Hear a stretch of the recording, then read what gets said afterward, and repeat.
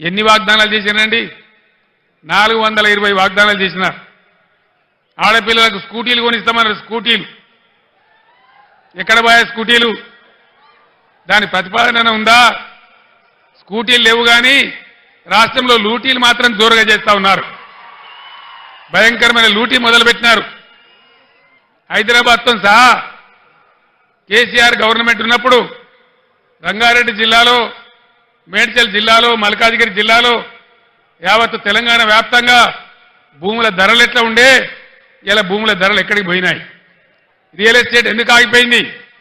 దీన్ని ఎన్నుకున్న broker level, joker level ఎందుకు బిల్డింగ్ల పర్మిషన్లు ఇస్తలేరు? లక్షల మంది పిల్లలు బతికినటువంటి రియల్ ఎస్టేట్ ఇలా ఎందుకు నాశనం అయింది?